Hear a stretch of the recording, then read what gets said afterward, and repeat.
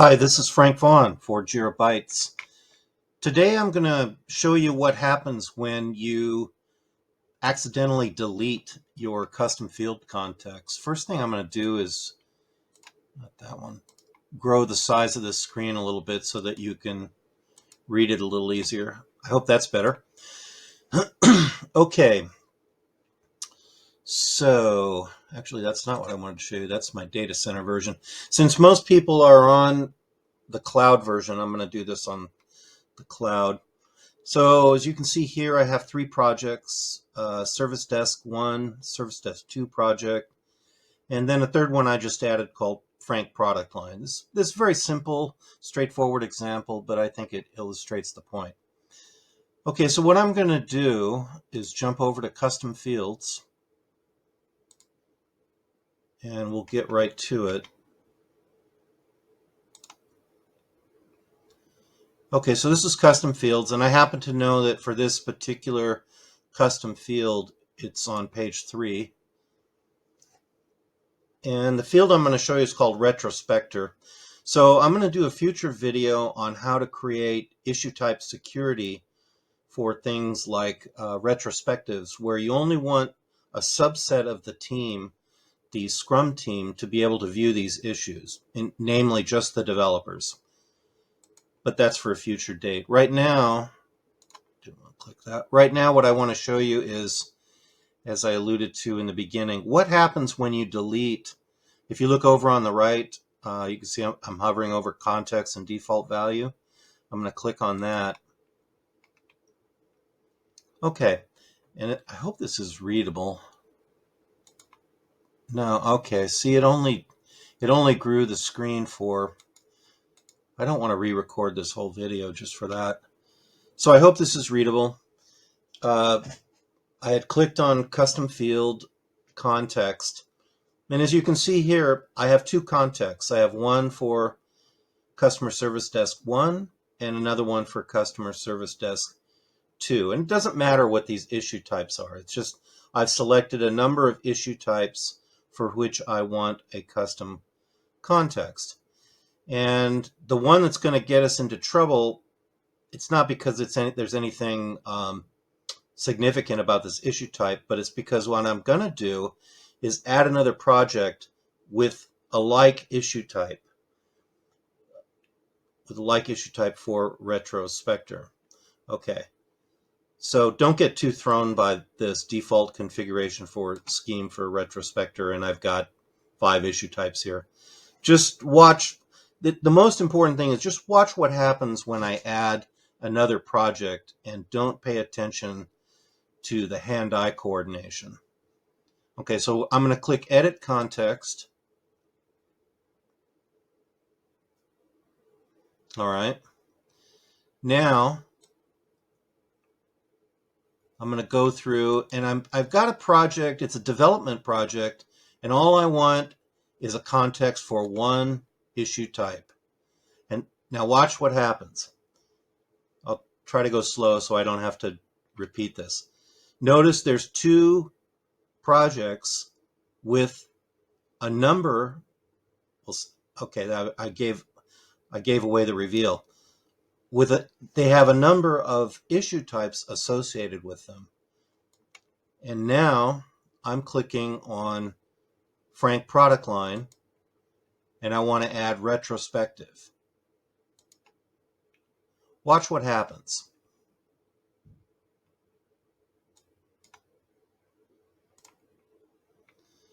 I'm going to click Modify. Do you see that? It blew away the Customer Service Desk 1 and Customer Service Desk 2 context.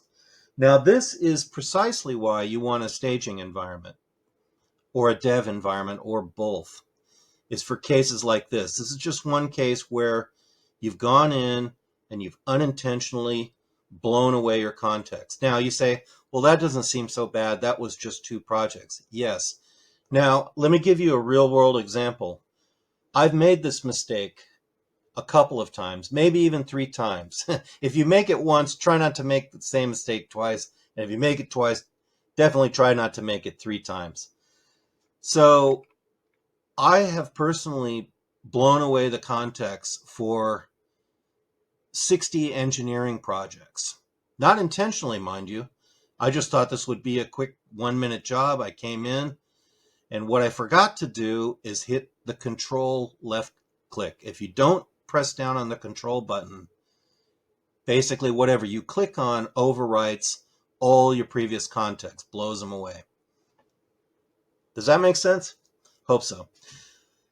So now, this is why you want a staging environment. So if you have a staging environment, and just pretend for the sake of argument I do, you can go into that staging environment and you can do this.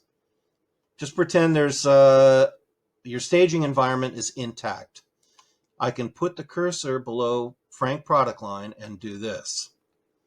Then I just hit Control C, and imagine there's, I don't know, however many umpteen projects here with various contexts. And all I have to do is drop them into a notepad. Shrink this down a little bit. Et voila. Okay.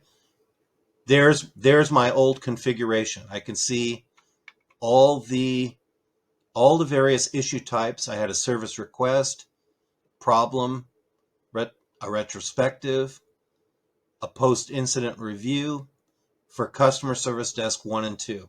And now, there's various ways you can go about doing this, right? You can do it by hand, which is what I've done in the past. You just go back and you restore the context for the projects one by one. So if you're a Jira administrator and you haven't run into this hasn't happened to you personally, my bet is it will. Sooner or later, you're going to do this. You're going to blow away the context for at least one project, if not a number of projects, unless you're just like that data guy on Star Trek Next Generation and you never make a mistake. But for those of us who aren't data, who aren't, positronic brain androids, you're going to make this mistake. So this is why you want a staging environment, so you can recover this information. You say, well, we have a backup. No. Doing this from a backup is a hell of a lot of work. You don't want to do this from a backup. Trust me. This is the easiest way to do it. Now, another good reason to have a staging environment is if, say, okay, I don't want to take the chance of messing this up by doing it by hand. That's a good precautionary measure. What if I were to automate this through Python? Yes, I think that's a capital idea. You could automate it through Python, and you can keep that script handy for the next time, right? Every time you've got to add new custom context, you make the adjustments in your Python script, and then you run it in your staging environment, show it to your supervisor, say, hey, I ran this in staging, it all checks out, can I do it in prod? You get the nod, you go ahead and do it in prod.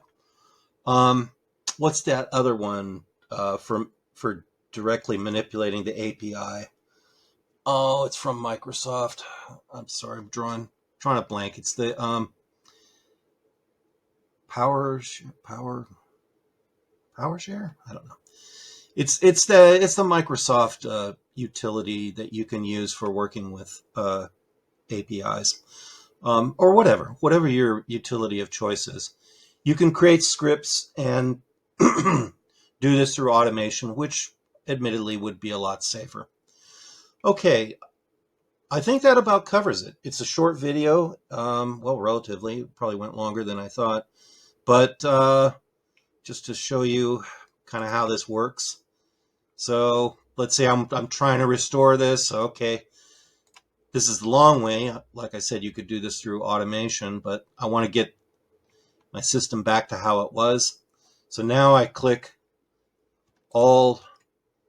these two guys, and I put back everything that I blew away. Now, yeah, see, here's the thing. I'd have to create, if I only want one context for Frank product line and a separate context for customer service desk 1 and 2, I would need two separate context. So sorry, I didn't think this through all the way to the end, but let me just show you how easy it is to put this back.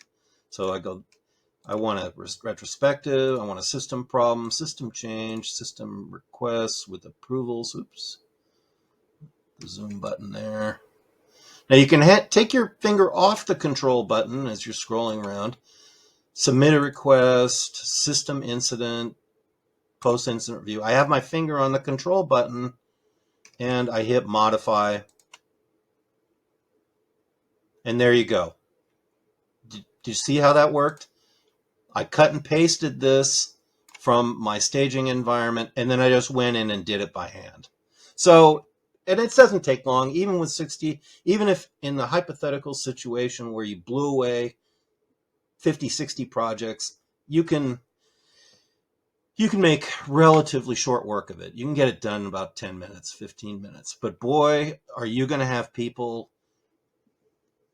sending you emails, voicemails, and making a lot of bad noise, because this will shut down production departments in a jiffy. Okay, don't don't ever do this on a Friday night and close up your laptop and go home without first checking it, double checking it, maybe even having one of your peers check it. Like do it at noon, before you run the weekly system reindex. Not which doesn't apply, of course, if you're on cloud, but if you're on data center or server, do it when you have time to double check it and make sure that it's working. Otherwise, when China wakes up the next morning and they go to work, big problems in little China, big problems in India, big problems in Europe. And I've had this happen to me, and it's not a pleasant experience. So just to sum it all up, make sure when you're adding a new context, you hit the control button with the left click button and double check it once you're done. That's all. I do hope this was useful. Thanks for watching. Bye-bye.